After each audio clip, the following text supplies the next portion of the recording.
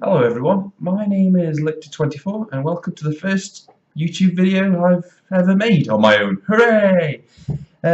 On this channel going forward, just like to do a bit of an introduction, discussing mostly 40k stuff.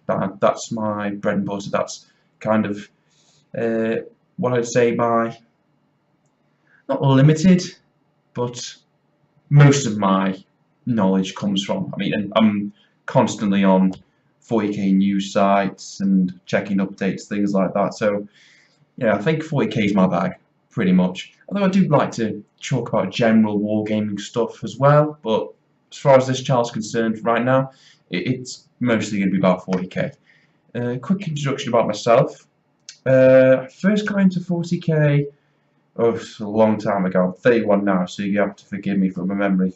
I was probably about 6 or 7. I think it was my friend Chris who first got me into 40k because I believe he had. I went over to his house one day, and I think his old man used to collect orcs way back when, and I think he had Space Marines. And I went over there one day after his paper round because he used to help him with his paper round and go over to his house afterwards just to hang out. His kids do play video games and whatnot, and he was like, "Hey, dude, look at these." I mean, he had the really old Games Workshop train, sort of like the cardboard bunkers and stuff. I'm like, "Wow, what's this?" It's like, "Oh, it's 140k," and he had Space Marines and the old orcs, and I think he had the old orc buggy and the old orc trike with the one with the sort of the flamer tank on the back of it. And I was like, wow, this is just amazing. What is this? Where'd you get it from? How can I get involved in this? I was a lot young, as most people, I think most kids do tend to. They tend to go like full head first into these kind of new things. And later on that week, I begged and pestered my old dear to take me up to the local GW store, and walked in there, and like most people, I'd say, I had no information or facts to back that up, went in there and got myself my first models, and of course, Space Marines. Like I said, I think that's what most people get into 40k for. I mean, they are the poster children for 40k. It's the Space Bros. Everyone gets Space Bros to begin with. I think that's just, everyone just does that. And I can distinctly remember getting Space Bros, and I think I painted my first Space Bros a horrible, well, first off, I think I used metal glue to glue them all together, and they were plastic, so they was just awful. This entire first foray into 40k was just a mess from start to finish. It was just an ongoing train wreck now looking back on it, but I think I glued them first together with metal glue. I can remember because I can remember almost sticking my fingers together once or twice. Obviously metal glue, it will bond pretty much instantly. Well, the ones we had, I think it was like the 99p stuff you get, like the really cheap nasty stuff. But anyway, that's a tangent. And I can remember painting the first Space Marines bright orange, and they looked awful. They were bad. But I think everyone, there you go, most people go through this sort of like learn curve, especially when you're that young. I mean, 6 or 7, I don't think you're gonna bang out Golden Demon award-winning paint jobs on your first attempt. It's just not going to happen.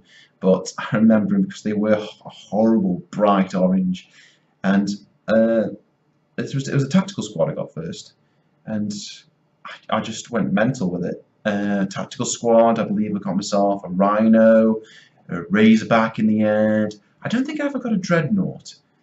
No, I don't think I ever got a Dreadnought. I think I got a Sergeant with a Power Fist, because I can remember playing a game with him.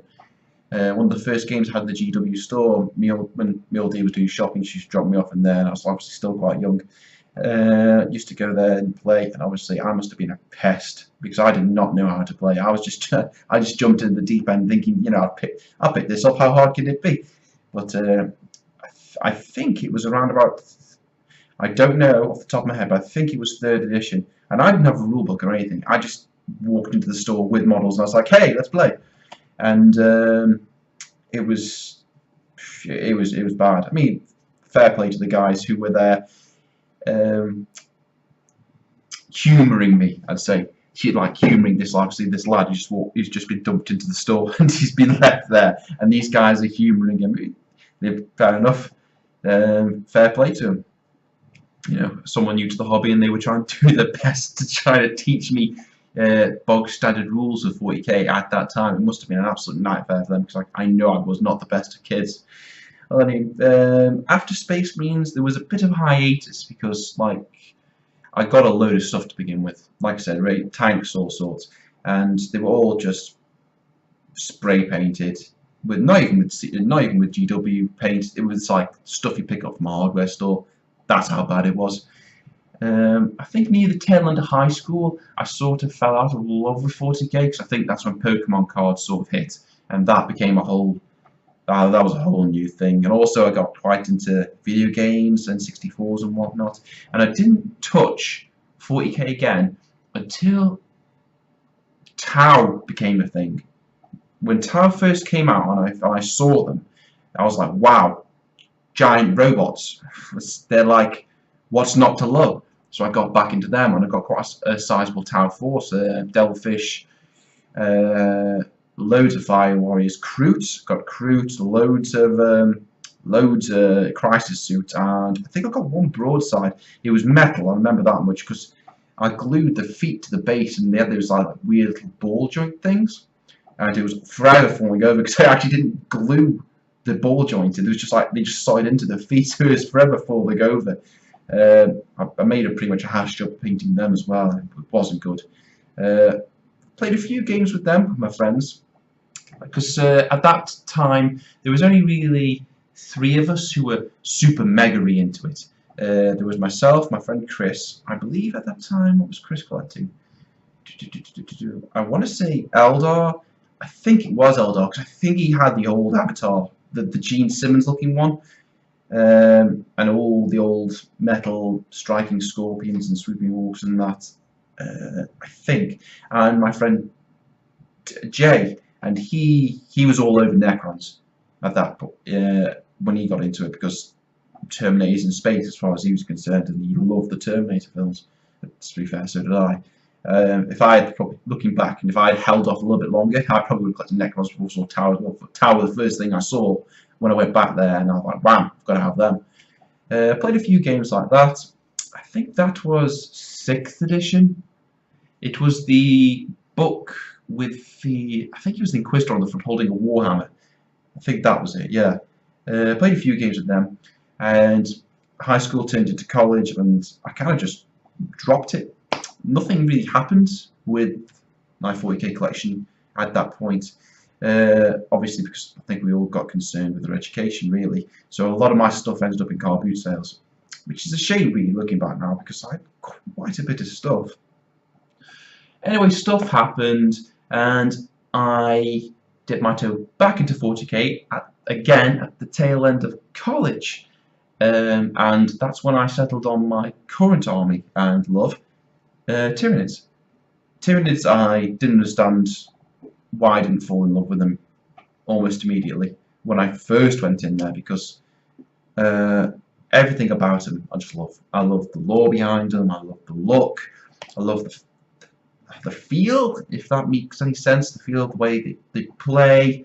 Well, I know that now because I've had many games with them, but Tyranids are just, they are my love in 40k. Tyranids all the way, found them. And I only started collecting a few models first because I didn't want to make the same mistake again, which I probably might discuss in another video.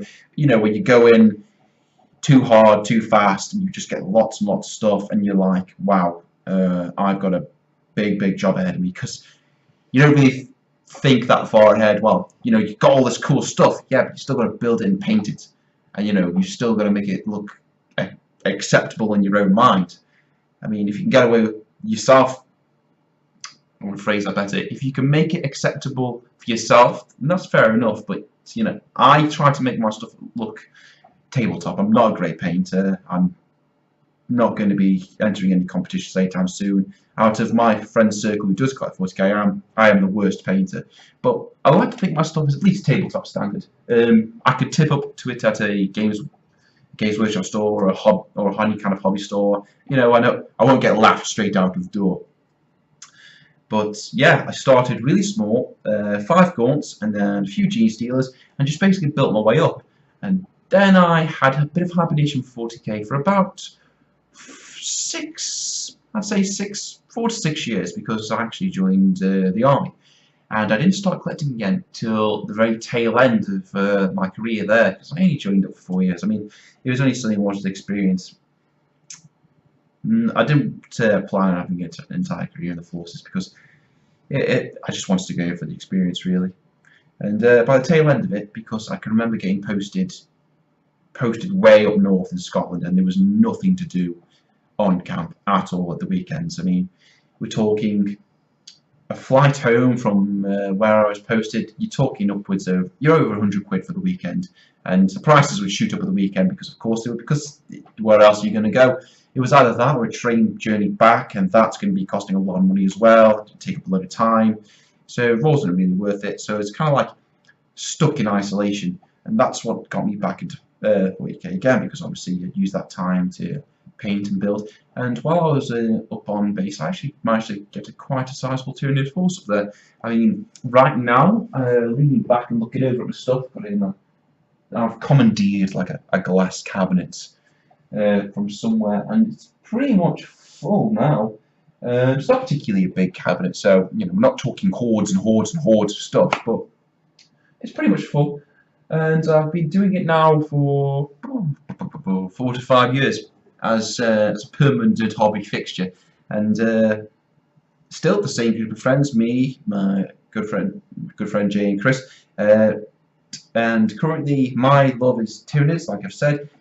Chris is on his Eldar still. He had a bit of a foray with Grey Knights until 8th edition, and until they were destroyed by the no deep strike in turn 1 rule. That was chapter approved. And Jay is still with the Necrons, and we've all got pretty much sizable forces. Chris has got a quite large size force of, oh, not a large size force. You can't really have a humongous Grey Knight army and field it. No, he's got a good strike force of Grey Knights, and he's got quite a large Eldar army. And we have games of 40k semi-regularly. Trying to build up a table as it is. Got one myself a nice little mat, and I'm slowly transitioning to the tiles now. I picked up a just going off on another tangent. Picked up a battle tile that I'll probably have to talk about at some point from Forge World, the Realm of Battle ones. And I've got to say, I'm really very impressed with the quality of it. So yeah, that's pretty much brought you guys up to speed. That's me. That's my background in 40k. And going forward, I'd like this channel to be about sort of loose thoughts about the goings on, maybe more news coverage of 40k, covering some 40k topics like collecting, painting, etiquette, that kind of thing. But yeah, nothing too heavy, nothing too serious. I mean, I'm not in a recording studio. This isn't anything mega supery serious like right now, unless, you know, for some strange reason I'm popular or become popular, then it might be. But no, for now, just loose ramblings about 40k, little plastic miniatures, and that's about it. But hey, hope to catch you guys on later videos. I hope to keep them short and sweet, nothing mega long. I mean, I'm not the kind of person that can rabbit on coherently for a long time. Eventually I will just try and stop like that. But yeah, keep them relatively short. The kind of videos that you can stick on in the background and sort of like have background noise while you're painting. They're the kind of videos I'd like to aim at doing, because it's the kind of format that I think lends itself well to the hobby. Like I say, you can get a lot of stuff done painting, and if you've got something good to listen to in the background, or I can provide some kind of mild entertainment while people listen to in the background, then hey, winner chicken dinner as far as I'm concerned. But again, hope to catch you guys in another video. Thank you very much for listening.